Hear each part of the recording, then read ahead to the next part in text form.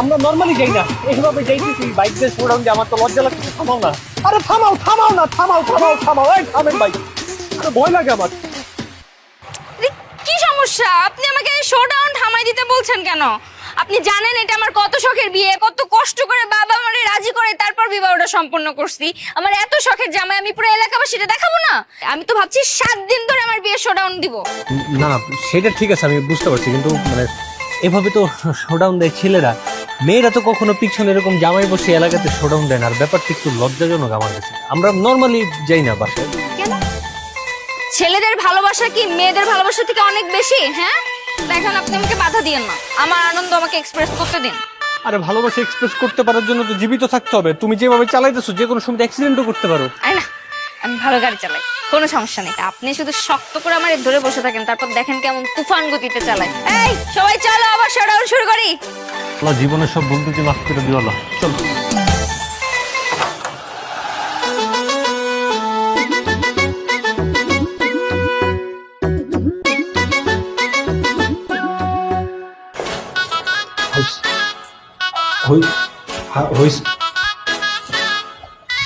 কি শুরু করলো?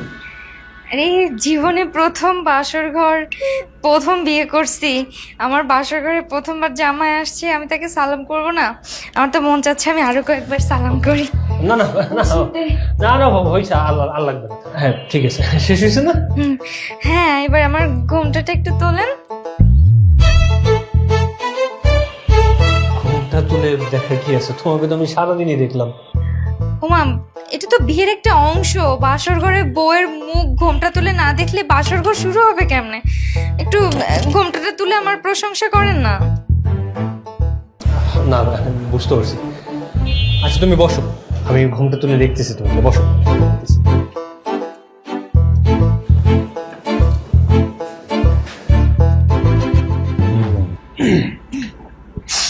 হ্যাঁ তুলবো, তুমি রেডি?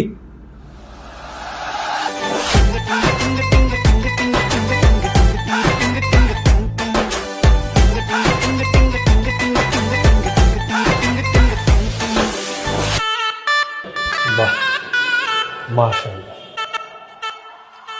আপনিও মাশাআল্লাহ। আলহামদুলিল্লাহ।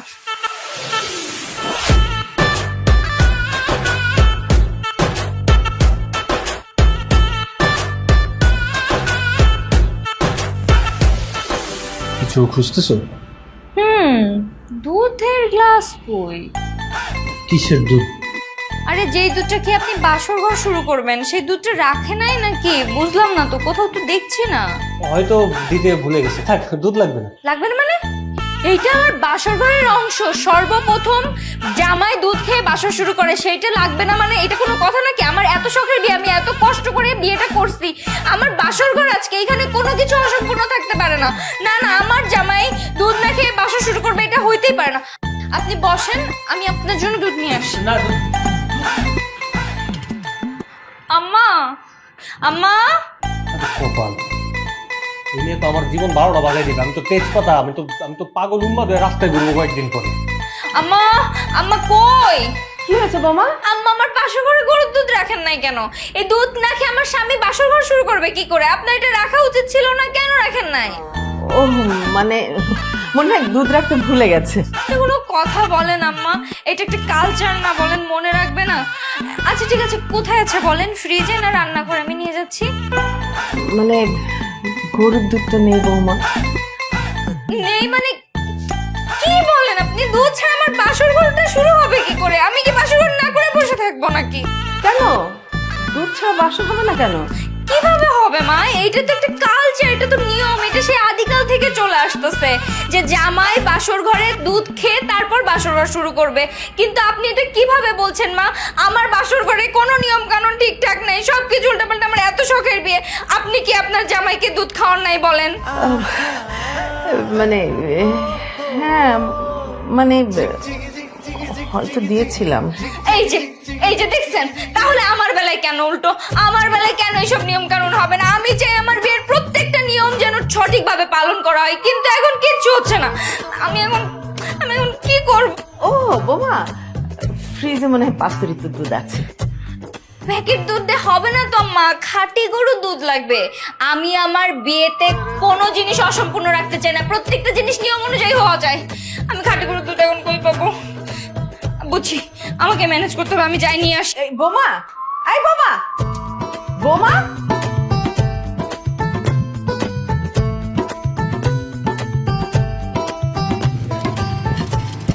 ভাই, আপনার দোকানে কি দুধ আছে?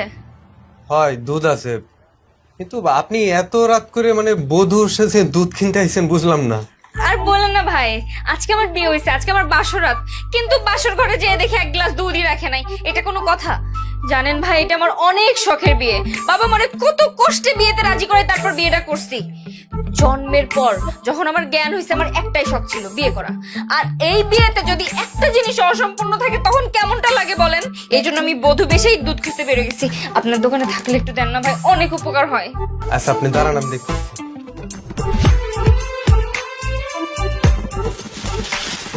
এলো না বা। ধুর মিয়া, এই দুধ দিয়ে আমি কি করবো? আমার তো লাগবে খাঁটি গরুর দুধ, এই দুধ তো আমার বাসায় ছিল। কিন্তু আমার এই জায়গায় তো খাঁটি গরুর দুধ নাই, এটাই আছে। তাইলে আপনি আমার এত সময় নষ্ট কেন করলেন? আমার এখন একটা মিনিটের মূল্য আছে। দুধ যত সব। ওই যে সামনে মোড়ের মধ্যে চায়ের দোকান আছে, মানে খাঁটি গরুর দুধ পাওয়া যায়, ওখানে গেলে মনে হয় দুধ পাওয়া যায়। শিওর? ধন্যবাদ।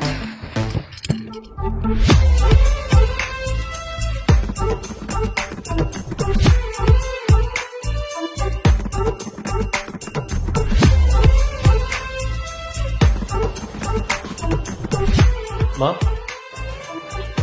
শাদি কোথায়? ও তো দুধ কিনতে গেছে।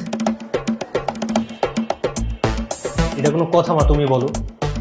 এভাবে চলতে থাকলে তো আমার মান সম্মান কিছুই থাকবে না। ওর বাবা মা তো আগে থেকেই বলে দিয়েছিল, সাথে এমনিতেই ভালো মেয়ে, কিন্তু জামাই, বিয়ে, সংসার এগুলো নিয়ে ভীষণ সিরিয়াস। কেন যে দুধ কিনে রাখেনি, দোষ তো আমার দিদি না। হয়েছে, থাক, এখন আর এগুলো বলে লাভ নেই। তুমি আবার ওর সাথে সাথে তাল মিলেও না সবকিছুতে। কখন আবার কি কইরা বসে, এখন কই গেছে, কখন আর আমি